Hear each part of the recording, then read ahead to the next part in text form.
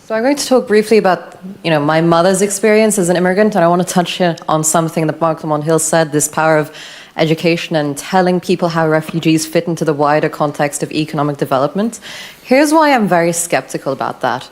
Because when my mother arrived in the UK and her parents arrived in the UK, people still called them dirty packies. When she had graduated from Oxford University, she was still a brown person who was not seen as a citizen, right? So to what extent can we really sell this idea that being educated or fitting X, Y, and Z criteria is what you need to do as a refugee for people to humanize you?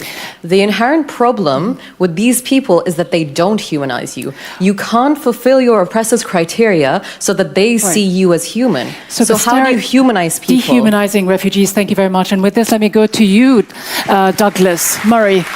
Because much of your argument, Douglas, seems to be about the us versus them, the fact that, we have our own values, our own Britishness, our own virtues, and they will come to our shores with their values, their traditions. You seem to almost suggest that they come to your countries with a lesser breed of values. No, I don't think I said that at any point, and that's another time you've tried to put something in my mouth. So when you talk about the difference in values, what do you suggest? Look, first of all, I didn't say that. I said that there are challenges because we do know that there are challenges, and let's just be frank about this. I mean, for instance, I've been in the Gulf for the last week or so. I see more burqas in my home city of London than I have seen in the Gulf in recent days, certainly here in Doha. Now, I can't say I'm delighted by the sight of more and more burqas in London. Do I feel any hatred of the people who wear them? Of course not. Of course not. But I can't say I'm elated by it. And definitely there are times I think, what percentage of burqas in this area becomes not that pleasant for everyone else. But again, is it all down to burqas? Because again, you're not asking people with other traditions whether they care about the sight of people drinking alcohol or going up in bikinis. We could in Britain. Western-centric viewpoint. I have to say, you're going to bark up the wrong tree if you think you're going to persuade a Brit that we should stop drinking alcohol because of people arriving in our country. I mean, that's not going to happen.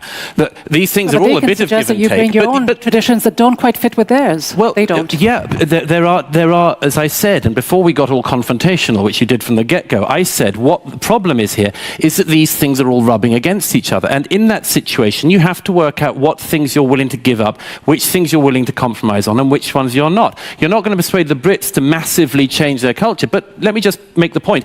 Every single society has certain aspects of it doesn't want to give up. This one will. In Qatar, this one will. Everyone does. So please don't try to make this a kind of bigoted European thing. Which of your values very dishonest way to. That would be a very dishonest way to represent this debate. Just answer this question directly if you can. Which of your values are you most afraid to lose? Which ones are most threatened by the arrival of refugees? Freedom of speech. It's the first one.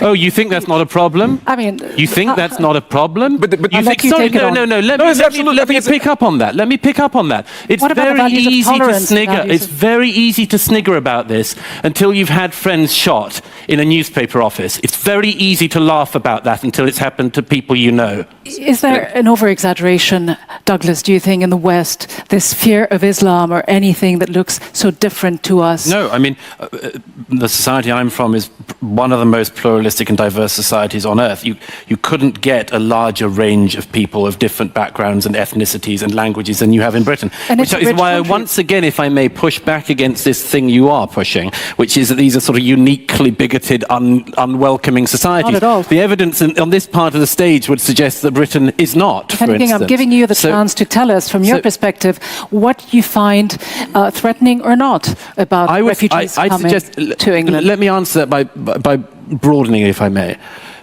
My suggestion would be, if we're to arrive at any kind of common understanding on this, is that we agree that, for instance, where there are people who pretend that everyone who arrives is a terrorist is barking mad.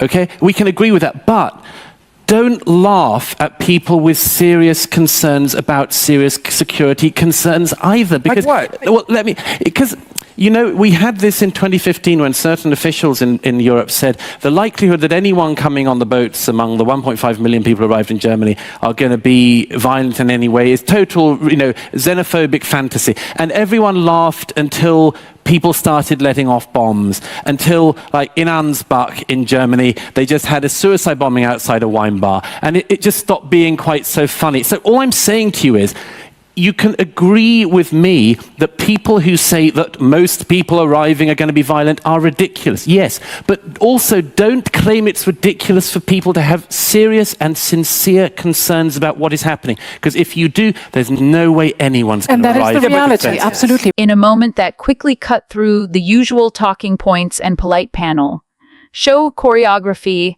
a young commentator delivered one of the most searing indictments of Britain's refugee discourse.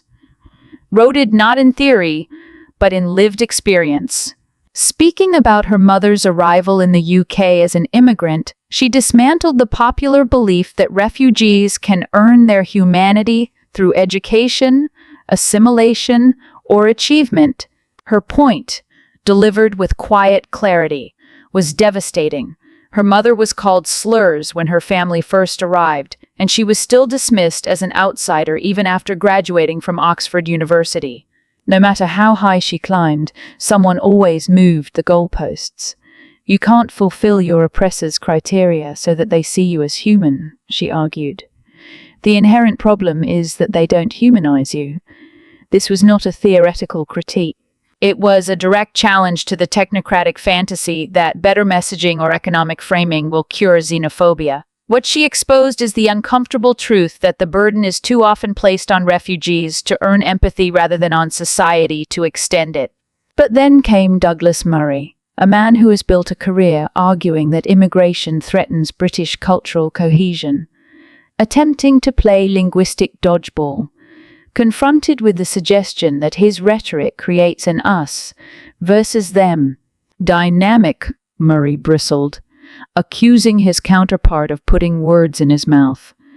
Yet in the same breath he lamented the sight of more burqas in London than in the Gulf, framing their presence as implicitly undesirable, something that isn't that pleasant for everyone else. He insisted this wasn't hatred, just discomfort. Just cultural anxiety. Just the kind of language that has defined British right-wing discourse for a decade, where hints of aesthetic displeasure are presented as legitimate political argument. What went unacknowledged is that this aesthetic displeasure, being not elated at the sight of a burqa, has real consequences. It shapes policies, fuels suspicion, and reinforces the very dehumanization his debate partner had spent the previous minute describing. When she countered by pointing out that many Muslims feel equally uneasy about public drunkenness or bikinis, Murray had no real rebuttal. The asymmetry was exposed. Some British traditions are treated as immutable cultural norms, while others, namely those brought by brown or Muslim refugees, are framed as foreign intrusions. This exchange crystallized the heart of Britain's refugee debate. Not a clash of values, but a clash of expectations.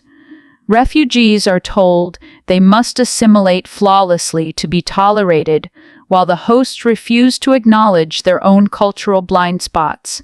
Refugees are told to humanize themselves, while those doing the judging rarely consider their own failure to see humanity in front of them. It was a debate that revealed far more than it intended. Murray's defensiveness showed the fragility behind the rhetoric, and the young commentator's testimony showed the truth behind the statistics. No economic argument will ever solve what is fundamentally a moral one. Refugees do not need to perform worthiness. They simply need to be recognized as human, long before and long after they step through the border.